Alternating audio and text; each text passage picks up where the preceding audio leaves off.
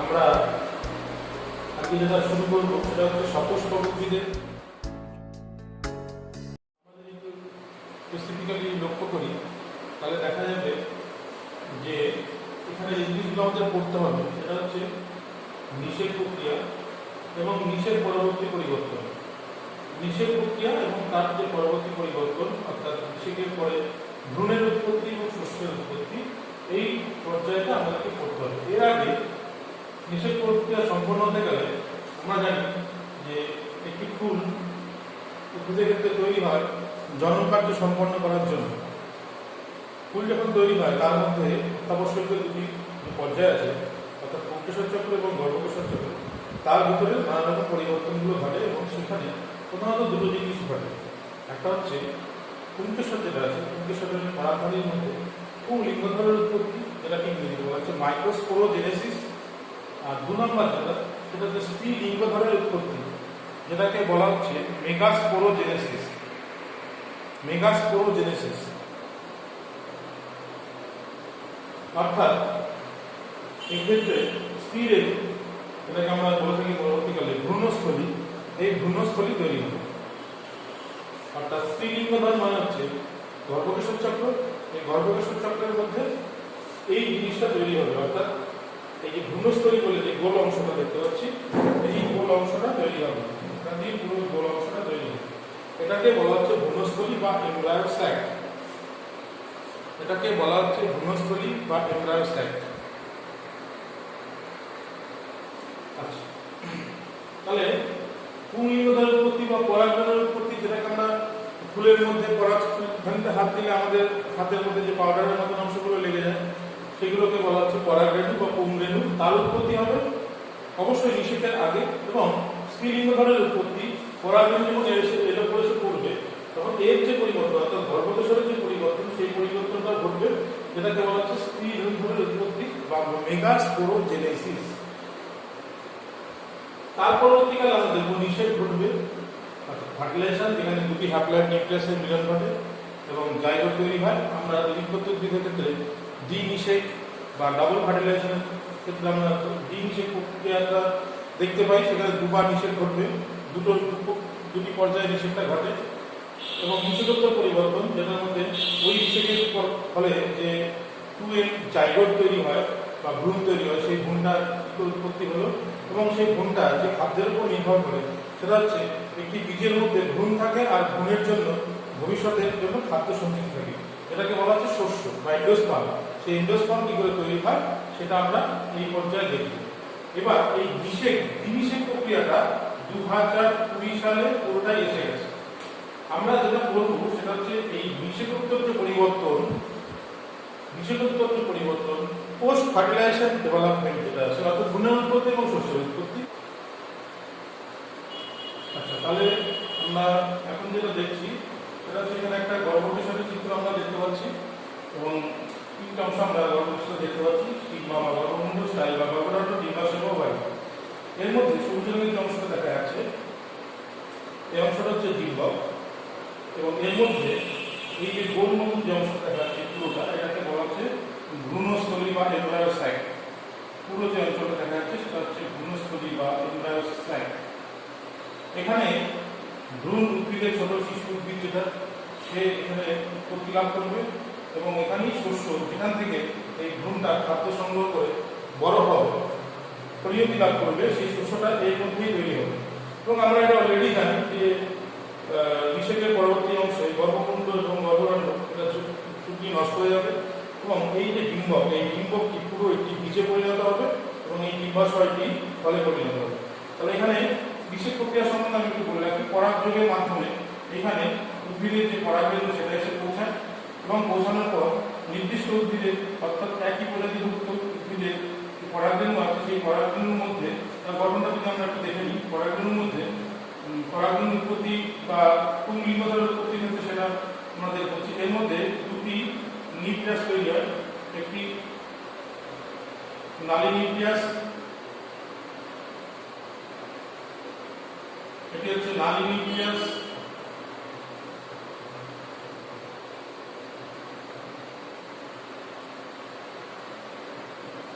আর এটি হচ্ছে অঙ্গজ নিউক্লিয়াস।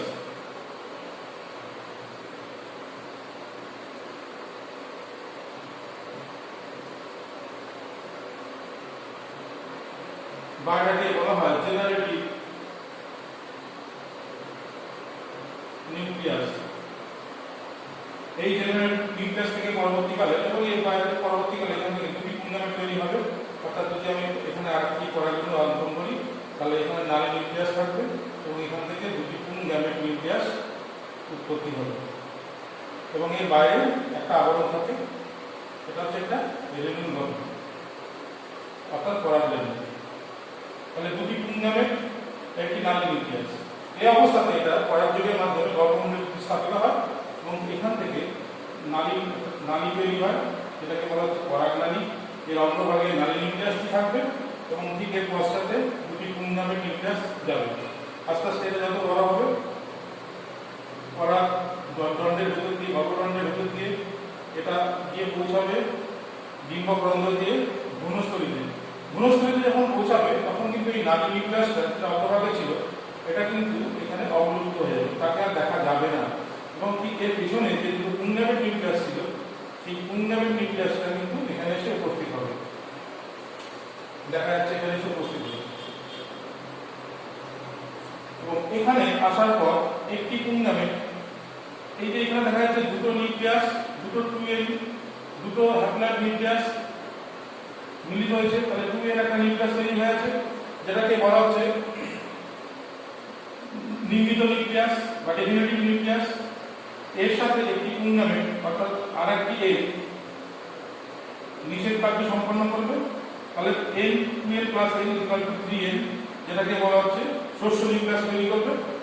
আর আরেকটি নিউক্লিয়াস এসে এই লাল রঙের যে ডিম্বাণু দেখা যাচ্ছে তার সাথে মিলিত হবে। তাহলে এটা দিয়ে ডিম্বাণুটাকে তার সাথে পুংজনন নিউক্লিয়াসের আরেকটা 2n অর্থাৎ ভ্রূণ গঠন করবে, যেটা আমরা বলছিলাম। তাহলে 3n শস্য তৈরি করবে, 2n ভ্রূণ তৈরি করবে। তাহলে এই পর্যায়টুকু আমাদের অলরেডি সংক্ষিপ্তভাবে পড়তে হবে, কারণ এবছর এসে গেছে বিশেষ প্রক্রিয়া। এবার আমরা যেটা সরাসরি চলে যাবো সেটা হচ্ছে বিশেষ পরবর্তী পরিবর্তন, যেটাকে প্রথমে আমরা যাবো, সেটা হচ্ছে ভ্রূণের গঠন বা ভ্রূণ কি করে তৈরি হচ্ছে।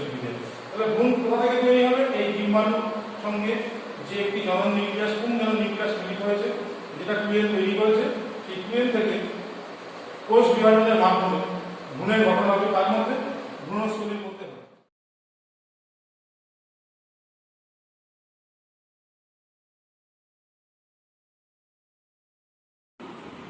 এখানে আমরা যে ভিডিওটি দেখতে পাচ্ছি সেটা হচ্ছে একটি দিনিশেকের সংক্ষেপে ভিডিও আমি এখানে দেখিয়েছি এবং এখানে যেটা দেখা যাচ্ছে যে পরাগরেণু আসার পর গর্ভমুণ্ডে সেটা প্রতিস্থাপিত হলো এবং সেখান দিয়ে একটি পরাগনালী গঠিত হলো, যার প্রান্তভাগে একটি নালিকা নিউক্লিয়াস থাকছে এবং এর পেছনের দিকে দুটি পুংগামেট নিউক্লিয়াস থাকছে এবং এটি ক্রমান্বয়ে গর্ভদণ্ডকে ভেদ করে এসে ডিম্বকে পৌঁছায় এবং ডিম্বকের যে ভ্রূণস্থলী আছে সেই ভ্রূণস্থলীর মধ্যে এটা পৌঁছানোর পরই নালিকা নিউক্লিয়াস যেটা আছে সেই নালিকা নিউক্লিয়াস অবলুপ্ত হয়ে যায় এবং দুটি পুংগামেট নিউক্লিয়াস ভ্রূণস্থলীতে উন্মুক্ত হয় এবং এখানে একটি পুংগামেট নিউক্লিয়াস নির্মিত নিউক্লিয়াসের সঙ্গে মিলিত হয়, যেখানে 3n তৈরি হয়, আমি আগেই বলেছি। এবং পরবর্তী আরেকটি যে পুংগামেট নিউক্লিয়াস থাকে সেটি ডিম্বাণুর সাথে মিলিত হবে এবং এটি 2n কোষ তৈরি হবে, যেটিকে আমরা বলবো জাইগোট। এই জাইগোট থেকেই আমরা দেখব যে কিভাবে ভ্রূণের উৎপত্তি ঘটছে। তাহলে আমাদের পড়ার বিষয়টা কিন্তু শুধুমাত্র ভ্রূণের উৎপত্তি বোঝানোর জন্য আমি এই সমস্ত আনুষঙ্গিক বিষয়গুলোকে এখানে অবতারণা করেছি। আমরা তাহলে ভিডিওটা পুরোটা দেখি এবং পরবর্তীকালে আমরা ভ্রূণের উৎপত্তি জাইগোট থেকে শুরু করব কী করে সেটা আমরা পরবর্তীতে দেখছি।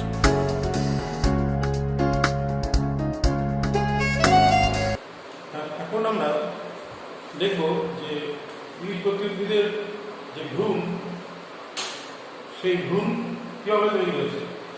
আমরা একটা ছবি দেখেছিলাম, যেখানে আমরা দেখছিলাম এটা একটা ভ্রূণস্থলী তৈরি হয়েছিল এবং এর মধ্যে ডিম্বকরন্ধ্রের দিকে 3টে কোষ ছিল, যার মধ্যে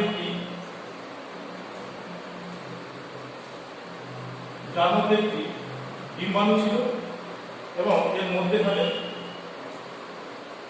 দুটো কোষ নিউক্লিয়াস দিয়েছিল যার সাথে আরেকটি নিউক্লিয়াস মিলিত হয়ে 3n নিউক্লিয়াস বা 3n কোষ নিউক্লিয়াস তৈরি হয়েছিল। যাই হোক, আমি এখানে এই যে আরেকটি পুংগামেটের সাথে মিলিত হয়ে যে কোষটি তৈরি হয়েছিল n, এটা হচ্ছে ডিম্বাণু, তার সাথে আরেকটি পুংজাণু নিউক্লিয়াস মানে 2n। তাহলে আমরা দেখতে পাচ্ছি এটা হচ্ছে ভ্রূণস্থলী, এবং এই ভ্রূণস্থলীর মধ্যে এখানে যে কোষটি ছিল এই কোষটিকে বলা হচ্ছে ডিম্বাণু, যার সাথে একটি গ্যামেট নিউক্লিয়াস মিলিত হয়ে 2n একটা কোষ তৈরি করেছিল। এই কোষটাকে আমরা বলছি জাইগোট। জাইগোট জাইগোট এই কোষটাই হচ্ছে এখানে যে কোষটা দেখা যাচ্ছে, এপাশে যে কোষটা দেখা যাচ্ছে সে হলো জাইগোট। এবং এই কোষটা থেকে একটি ভ্রূণ, যেটা আমরা দেখতে পাচ্ছি এই ভ্রূণটা তৈরি হবে। এটা হচ্ছে উদ্ভিদের ভ্রূণ কোথায় থাকে? ডিম্বস্থলীর মধ্যে থাকে। এই ডিম্বস্থলীটা কিসে পরিণত হবে? ডিম্বকটি বীজে, অর্থাৎ বীজের মধ্যে এই ভ্রূণটা থাকবে।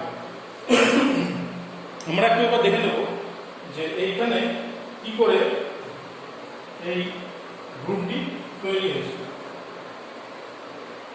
আচ্ছা, প্রথমেই যেটা দেখা যাচ্ছে সেটা জাইগোট। এই জাইগোটটি বিভাজিত হয়ে অবশ্যই এখানে এই জাইগোটটি হচ্ছে 2n। এই জাইগোটটি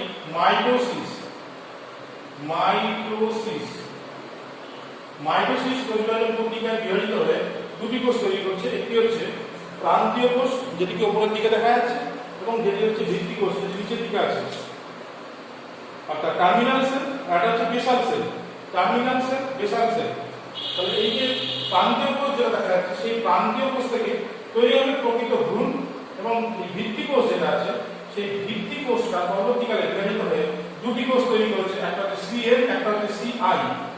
একটি হচ্ছে সিএম, একটি কোষ হচ্ছে সিআই।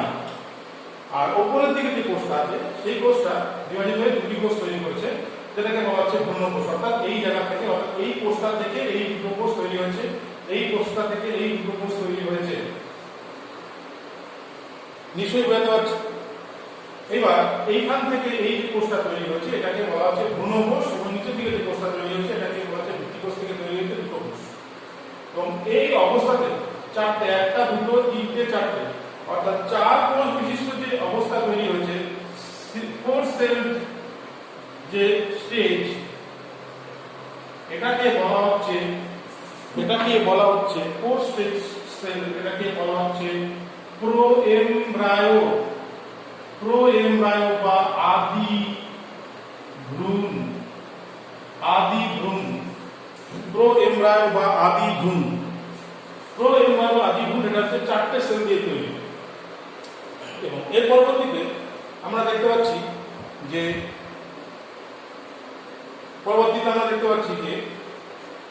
উপরের দিকে যে কোষটা আছে সেই কোষটা থেকে আবার ওরা বিভাজিত হয়ে 4টে কোষ তৈরি করেছে। এবং এই 4টে কোষ অবস্থা থেকে, এটা 4টে কোষ অবস্থা আছে, তার জন্য এটাকে বলা হচ্ছে যে কোয়াড্রেন্ট। এটাকে বলা হচ্ছে কোয়াড্রেন্ট অবস্থা, অর্থাৎ 4টে কোষ যুক্ত অবস্থা।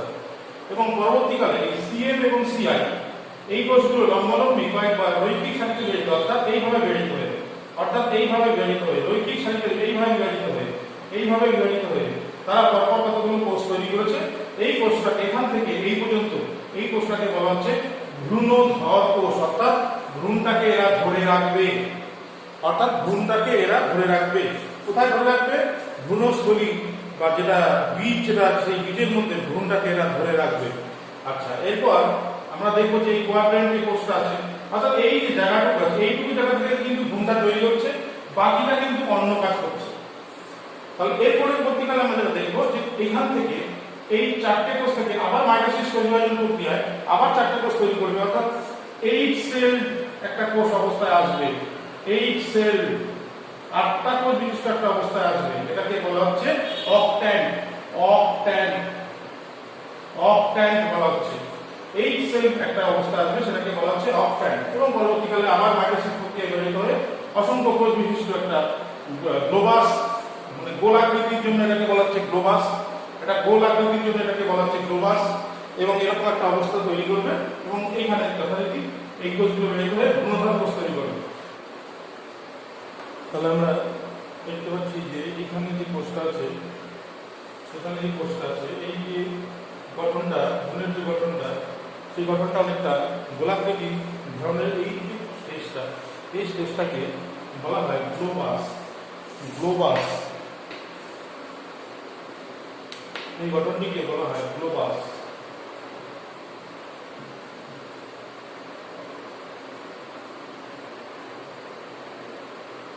যেহেতু এটা পুরো আকৃতিটা গোল, এই জন্য এই স্টেজটাকে বলা হচ্ছে গ্লোবাস স্টেজ। আচ্ছা, এর পরবর্তীকালে আমরা দেখবো এর গঠনটা ঠিক হৃৎপিণ্ডের মতন হয়ে গেছে। হৃৎপিণ্ড যেমন দেখতে হয় ঠিক সেমন দেখতে হয়েছে, হৃৎপিণ্ডের মতন গঠন এটাকে বলা হচ্ছে। এবং এর নিচে যে ভ্রূণঘরটি ছিল, সেই ভ্রূণঘরটি একদম শেষের দিকে যে অগ্রপ্রান্তে যে কোষটার কথা আমি আগে বলছিলাম, সেই কোষটা গোলাকৃতি হয়ে গিয়ে যেটা তৈরি করে একটা একটা অংশ তৈরি করে। এই অঞ্চল থেকে যেটা তৈরি হয় সেটা হচ্ছে চোষক। চোষক তৈরি হয়, চোষক, বা এটাকে বলা হচ্ছে হস্টেরিয়াম। হস্টেরিয়াম অর্থাৎ এই অঞ্চলটা ভ্রূণের খাদ্যটা, অর্থাৎ শস্য, ভ্রূণটা যার মধ্যে থাকে সেটা হচ্ছে শস্য। এই শস্য থেকে খাদ্যটাকে গ্রহণ করে, শস্যটাকে গ্রহণ করে এবং ভ্রূণের পুষ্টি যোগায়। আর এই স্তর দিয়ে, এই ভ্রূণাধারের মধ্যে দিয়ে সেটা ভ্রূণের কাছে গিয়ে পৌঁছায় এবং ভ্রূণের বৃদ্ধি ঘটে। ভ্রূণের কাছে পৌঁছায় এবং ভ্রূণের বৃদ্ধি ঘটে। আচ্ছা, হৃৎপিণ্ডের মতন যে গঠনটা আমরা দেখতে পাচ্ছি, এর পরবর্তীকালে চোষক তৈরি করলো। এইখানে যে কোষটা দেখা যাচ্ছে, এই কোষটাকে বলা হচ্ছে হাইপোফাইসিস। এই কোষটাকে বলা হচ্ছে হাইপোফাইসিস। এর একটা গুরুত্ব আছে। আমরা যদি এটা এই হৃৎপিণ্ডের মতন গঠনটা দেখি, তারপরে যে গঠনটা তৈরি হচ্ছে, যেটা এই বড় যে ভ্রূণের মতন দেখতে লাগছে, এটাকে এই স্টেজটাকে বলা হচ্ছে torpedo stage. Torpedo torpedo torpedo stage বলা হয় এই গঠনটাকে। যেমন এটাকে হার্ট স্টেজ বলা হচ্ছে, এটাকে টর্পেডো স্টেজ বলা হচ্ছে। এখানে আমরা দেখতে পাচ্ছি যে ভ্রূণটা অনেকটা বেঁকে গেছে, ভ্রূণটা অনেকটা বেঁকে গেছে, এই জন্য এটাকে টর্পেডো স্টেজ বলা হচ্ছে। এবং আমরা দেখতে পাচ্ছি দুটি বীজপত্র, অর্থাৎ এই যে গঠনটা, এই গঠনে আমরা যদি দেখি তখন দেখা যাবে, তাহলে এই অঞ্চলটা থেকে যেটা তৈরি হয় সেটা আমি আবার বলছি, সেটা হচ্ছে এখান থেকে যেটা তৈরি হয় সেটা বীজপত্র, তার নিচ থেকে বীজপত্রাবকাণ্ড, তারপরে ভ্রূণের ভ্রূণাক্ষ, তারপরে ভ্রূণমূল, এবং একবারে হাইপোফাইসিস যেটা আছে সেটা থেকে তৈরি হচ্ছে মূলত্ব অঞ্চল। আমরা যদি এই পাশে দেখতে চলে আসি, তখন দেখা যাবে যে বীজপত্র যেটা বললাম, সেই বীজপত্রটা, এই বীজপত্র যেটা আমি বললাম, এটা অলরেডি দুটো বীজপত্র তৈরি হয়েছে। যেহেতু এটা আমি বীজপত্র উদ্ভিদের মূলের দ্বিবীজপত্রী উদ্ভিদের ভ্রূণের গঠন, তাহলে আমরা দেখতে পাচ্ছি যে কাণ্ড গঠনকারী কোষ, দুটো বীজপত্র, এখানে মূল গঠনকারী কোষ, এবং এখান থেকে মূলত্ব তৈরি হবে। আমরা একটা ছবি পরবর্তীকালে যদি আমরা এই ছবিটা দেখে নিই, তাহলে আমাদের কাছে অনেকটা সুবিধা হবে। অর্থাৎ আমাদের যে দেখতে পেলাম যে এই যে হৃৎপিণ্ডের মধ্যে যে গঠন, এখান থেকে যেটা তৈরি হবে সেটা হচ্ছে বীজপত্র, পাটালিকান তৈরি হয়েছে। এই অঞ্চলটা থেকে যেটা তৈরি হবে সেটা হচ্ছে বীজপত্রাবকাণ্ড,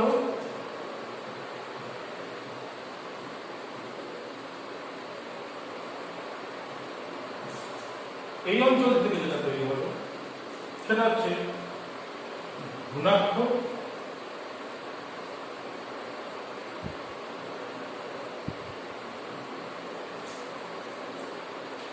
এটা থেকে তৈরি হবে মূলের অঞ্চল, এটা থেকে তৈরি হবে মূলত্ব। অর্থাৎ উদ্ভিদের প্রত্যেকটা অংশই আমরা দেখতে পাচ্ছি যে কোন জায়গা থেকে কোনখান থেকে তৈরি হচ্ছে। তাহলে বীজপত্র থেকে এখানে আমরা দেখতে পাচ্ছি একটি যে ছোট চারা গাছ, যেটি বীজ থেকে অঙ্কুরিত হয়ে তৈরি হয়, সেই ছোট চারা গাছ আমরা একটা দেখতে পাচ্ছি। চারা গাছের যে অংশগুলো আমরা দেখতে পাচ্ছি, দুটি কচি পাতা, অর্থাৎ বীজপত্র যেখান থেকে তৈরি হচ্ছে বীজপত্র কাণ্ড থেকে কাণ্ড, এবং এই অংশটা তৈরি হচ্ছে। ভ্রূণাক্ষ থেকে কাণ্ডের যে মূল অংশটা সেটা তৈরি হচ্ছে। মূলের অঞ্চল থেকে মূল তৈরি হচ্ছে, মূলত থেকে মূলত অঞ্চলগুলো তৈরি হচ্ছে। অর্থাৎ এখানে আমরা দেখতে পাচ্ছি একটি উদ্ভিদের পুরোটা ভ্রূণ যখন অঙ্কুরিত হয়, তখন তার অংশগুলো পরপর কিভাবে হয় আমরা সেটা দেখতে পাচ্ছি।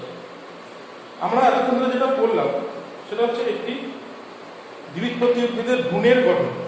আমরা দেখতে পাচ্ছি এই ছবিটার মধ্যে যে একটা ভ্রূণ দেখা যাচ্ছে এবং বীজের মধ্যে সেটা আবৃত হয়ে আছে।